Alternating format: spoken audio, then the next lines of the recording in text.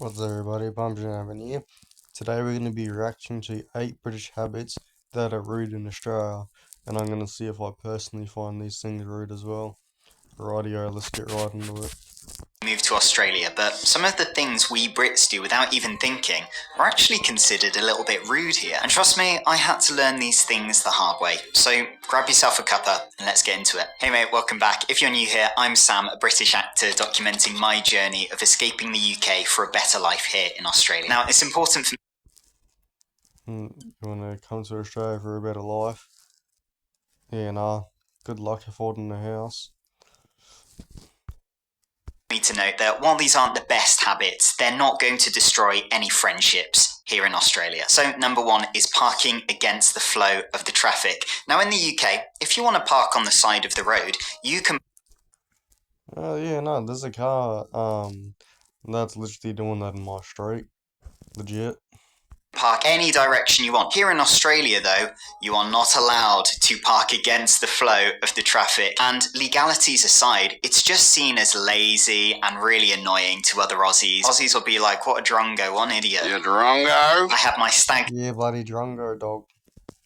What a mongrel. do in Brisbane, and my best mate and my best man flew all the way from the UK to celebrate with me. And the first time he ever parked on the side of the road in Australia, he parked against the flow of the traffic, and all of my brother-in-laws absolutely ripped into him. He was getting all of the jokes made at him, and yeah, it was just a good moment and a good realization that even if you do get these things wrong in Australia, they're not going to be mean to you, they're not going to be rude to you, they're just going to let you know to save you from future embarrassment, which is absolutely awesome. And honestly, this is one of the biggest mistakes I see tourists make in Australia. Now I think about it, there's quite a few other road rule differences here in Australia compared to the UK, so if you'd like me to make a video about that, let me know in the comments below. Number two is flashing your headlights to say thank you. I remember vividly driving with my wife in the UK, and it was the first time we were in the car together, and it was a really narrow road, as most of them are in the UK, and I saw some cars coming towards me, so I pulled behind a parked car on the road. Yeah, no, in Australia, you just do a little finger wave to say thanks. And that's pretty much what we do. We do these ones. Flash at the peace sign for a couple of seconds. And to give way to that traffic, I gave them a little flash with my headlights. And my wife was like, what are you doing? They didn't do anything Yeah, because in Australia, flashing headlights means there's something wrong. wrong. And I was like, no, that's to say, come on through. And then the flow of cars came through and they all flashed me back. And she was like, now they're flashing you. And I'm like, yeah, it's to say thank you back to me. But then my wife, who is Aussie, said to me, no, you can't do that in Australia. If you flash people in Australia, they're going to think you're getting like really aggro with them. They're going to think that you're being rude to them or trying to like swear at them. And I'm like, what? So when I drive in Australia, I'm not allowed to flash other people. She was like, not unless you want to annoy people. And I was like, oh man, like, that's my favourite way to, say thank you. I feel so cool doing it. And just a quick one, guys. I was checking my analytics today and I realised that over 98% of you who regularly watch these videos That's like a very common statistic amongst, YouTube, around about 90% of people aren't subscribed. aren't yet subscribed. So if you're enjoying this, hit that subscribe button. Helps me to keep these videos coming. Let's get back to it. Number three is saying alright or alright mate as a way to say hello. Now, this just doesn't translate in Australia. Now, in the UK, this is a completely normal greeting. You'll go, all right, and the other person will just go, all right, end of greeting. But when I started dating my wife, and I would see her, and I would greet her, and I would go, all right, she'd be like, yeah, why? What's wrong with me? And I'd be like, no, nothing's wrong with you. I'm just saying hello. However, I'm grateful that the word mate is just as common here in Australia as it is in the UK. Oh, mate, it's Jack here. Number four is complaining. Yeah, in Australia, we go, gotta hey, having a bloody good one, yeah. Working hard, you working, eh? Bloody hard jack at work, yeah? How's the missus and kids going? That's what we would say. Especially about Australia. Brits are kind of stereotyped in Australia as whinging poms. Now, to be fair, a lot of Brits in the UK are whinging and complaining and moaning, but that's because a lot of Brits aren't particularly happy in the UK. They're not happy with the weather or how much Bloody oath, you're not gonna be happy in the UK. You got zero free speech. You got more people being arrested for things they say online in Russia. They bang on about free speech and they're, one of the champions of the free world. But, they lock more people up for speaking out against certain topics, you know. And yeah, the UK is very well known for its lack of freedom of speech and lack of freedom. And got a really bad knife crime over there, do? Yeah. They're getting paid, or with the seasonal affective disorder they have. I was whinging and complaining in the UK until I realised I had to do something about it, and that's why I moved here, which I'm really grateful I did. But Brits and anyone else who is looking to either visit Australia or move here, you've got to take it easy on the complaining, because Aussies just don't have the time for it. It's actually quite amazing how little Aussies complain, and does that contribute? I have no idea what this guy's going on about. Everyone sucks these days.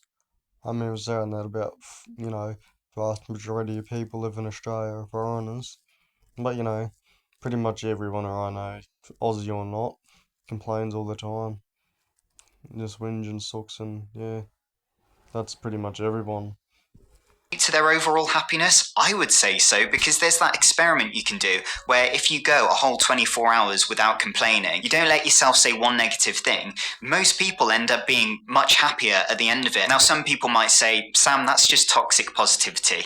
Look, I completely get it. We all need to vent sometimes. We all need to run. And that's what our closest friends and family are there for. But there is a point where it becomes so much that it's just boring and exhausting for everyone else. And honestly, if you complain too much in Australia, Aussies will just turn around and say, mate, if you don't like it, then do something about it. We don't. Yeah, they'll turn around and say, harden up, princess.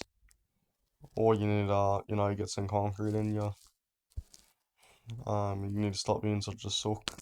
Also, things like that. I want to hear about it all the time. Now, Aussies being upfront with you, it's actually a really healthy and good thing. It might be a bit of a culture shock at first, but when you realise the improvements it's making to yourself, you realise that it helps you to grow. It makes you take a step back and go, oh, maybe I do complain a bit too much, and maybe I would actually be happier if, instead of whinging all the time, I take some action on it and I actually do the things I know I need to do to become a happier person. Number 5, not embracing the banter. Sometimes the banter in the UK can turn a bit venomous, and it's a bit like bullying, occasionally, in workplaces and family scenarios. And I do feel like the banter in Yeah, I don't know what this guy's going on about. There's a lot of banner in Australia, dude.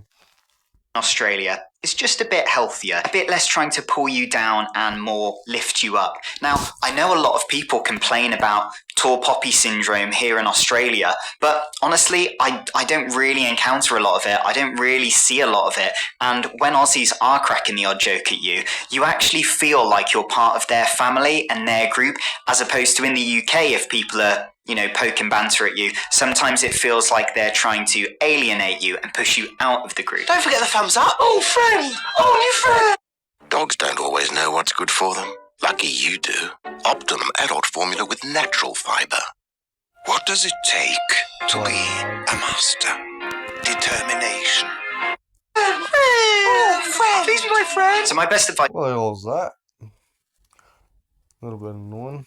to you is lean into the laughs with Aussies. It means you're part of their tribe. If someone cracks a light-hearted joke at you and you try and get defensive, it's just going to make it a bit awkward. On the whole, it's their love language and it means you're part of the group, so enjoy it. Number 6 is being too private. Now, Brits often are stereotyped as being quite reserved, and this isn't completely untrue. It takes us a little while to warm up, a little while to defrost. Now, without getting too stereotypical, I do find Aussies are a lot more of an open book, and they wear their heart on their sleeve a little bit more, and a lot more open to have a bit of a laugh and a chat. But Brits, we kind of hold our cards closer to our chest. Now, I can't speak for all Brits with this, but I know that growing up with my background, I was even a little bit emotionally stunted, and I sometimes found it hard to express that I understood how they felt about a certain situation or a story they were telling, until I started to integrate with more Aussies, and I realised maybe I need to open up a little bit more and stop being so reserved. Aussies, I find that.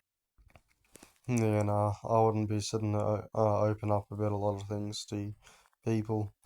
Over here, I do that, but what people do is talk down about you and talk down about you behind your back, and yeah, that's what they do.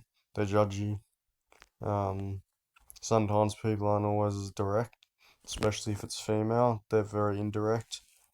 But soon as you're not around, especially if they're a chick, um, Sheila, they're gonna be yapping about you for ages, and yeah. When you're standing with them in the elevator or you're waiting in line, they'll have a chat to you. They'll tell you about their family, their job, some of their problems going on in their life. And the amazing thing I found is that if I give a piece of myself back and I start sharing some information about myself, like where I'm from and some of my problems and, you know, what I do for work and stuff, I build this connection with them instantly, and that just doesn't happen as much in the UK. And if you use a bit of your vulnerability as currency in a conversation with Aussies, they're going to love you for it, and you're going to build that connection with them so much faster. And if Australia is sounding pretty amazing to you, which it is, I actually have a free weekly newsletter that's only a 3-minute read, and it's packed with a load of honest tips about how I moved to Australia and how you can build a better life wherever. Fun fact, you know, in Australia, right? People go, what these bloody slinted-eyed Ming-Mings coming over here stealing our jobs, you know, when they're saying all that. You know, there's actually more British immigrants than, you know, than every other immigrant group. Yeah, they're the most, the Brits. And, yeah, and even when you go back to DNA, like 70% of Australians are white, right? And the vast majority of them are actually Anglo-Saxon, like British and Welsh and Scottish and yeah, all that sort of stuff. Even have a lot of Irish in us too. And yeah. You are in the world. So you can subscribe to that with one click using the link in the description below. And when you do, you get my Move to Australia guide for completely free. And honestly, it's what I wish I had when I first moved here. Number 7 is talking too much about the UK or wherever you're from. Now, this habit is less rude and more just boring. Now, in my early months of living in Australia, I caught myself doing this all the time with my wife, with my in-laws, and with new friends I was making. I was constantly saying things like, oh, in London, we do this. Oh, back in the UK, this is different. And it wasn't I don't know about you, but I find that sort of stuff interesting. until I started doing more research about living in Australia and Aussies that I realised that Aussies do not like this. People will just get tired of it. Now look, this is slightly Real? hypocritical of me, having a channel that is often based around comparisons between the UK and Australia. Now I'm thinking about all the videos where I've done I this. swear I've seen that Truth About Brisbane video. Have I seen this dude's channel before?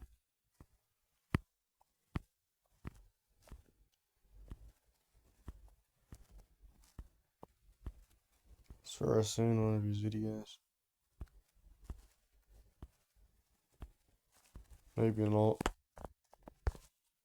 But it still needs to be said. So find the balance. Definitely talk about where you're from, but also embrace the new country that you're in, which is beautiful Australia. Enjoy it, experience it, and why not talk a bit of positivity about how much you love Australia itself. Number 8 is being too indirect with how you feel. Now, as I'm sure you can imagine, hinting doesn't work here. It's a very British thing with our sort of, upper jaw being like, oh, are you sure you want to do that? Now, I learned this very quickly dating an Australian person, and if we were having a bit of a disagreement, as you sometimes do in relationships, I would be very British about it and try to hint at certain, what I would want from my wife, Maddie, and what maybe I didn't like, but without actually saying it. And honestly, this would just make the tension rise and it would make things so much more awkward. So do yourself a favor, be candid, be open, and try to be honest. I know it might be difficult, especially if you're British, but trust me, it is way easier. And by the way, just because Them British aren't honest, eh? Aussies are more Especially if you're British. honest in their communication doesn't mean they won't completely know what you're doing when you're hinting at things. They will completely see through it and it will just irk them. They'll be like, okay mate, I know what you're trying to say, so why don't you just come out with it and He's using a lot of Aussie slang here. say it. And having the culture shock of realizing that doesn't work in Australia is making me a better person. It's going to make me be more honest and upfront with how I feel about things. Now, this isn't to say you go around and you start criticizing people and saying, no, I don't like that, I don't like this. Nobody wants that. But as long as you're Of course no one's gonna like it when you criticize you. kind and respectful in your approach, clarity just shows confidence. So say it once and say it well. Now, wherever you're from, you might be wondering how not to stick out like a sore thumb here in Australia. So I made this video all about the 10 secret rules that tourists break in Australia, and honestly, I learned a lot of these things the hard way, just like in this video, so go watch that now. If you've made it to the end, thank you so much, you're a legend, and I will see you in the next one. Bye. Alright. Fair enough. What's some of his other videos? None, okay. Right, alright, that should be the end of it, I reckon.